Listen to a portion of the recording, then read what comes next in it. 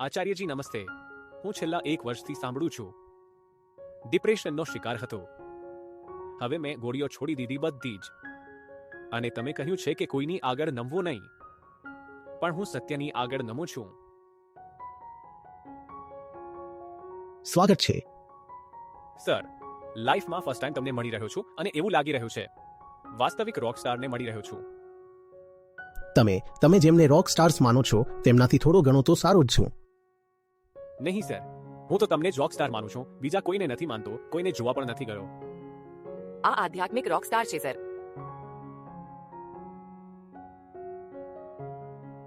Sir, લોકોને જોડવા મતલબ કેવી રીતે જોડવાના છે લોકોને? પ્લેટફોર્મ શું રહેશે? તમે આટલા લોકોથી જોડાયેલા છો સર, ખૂબ ઓછું સાંભળે છે. તો જોર લગાવો ને. તમે ક્યાં સાંભળો છો? તમારી પર જોર લગાવ્યું ને? બળજબરીથી જ લઈને આવીશું. એમ જ ફોર્સ વધારો. આચાર્યજી, જો બાયોલોજીકલ સંબંધ છોડ્યા પછી પણ બંધન લાગે તો શું કરવું જોઈએ?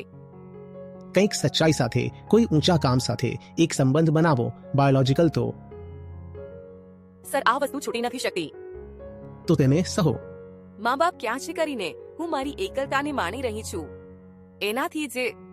તેનાથી જે પીડા છે તેને માનો અસ્તિત્વગત પીડા છે. તે અસ્તિત્વગત પીડા છે, તે રહેશે. તેને બસ સહો.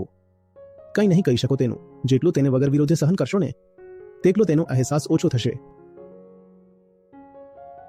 બરાબર છે. અમુક વસ્તુઓનો વિરોધ કરો તો વધે છે.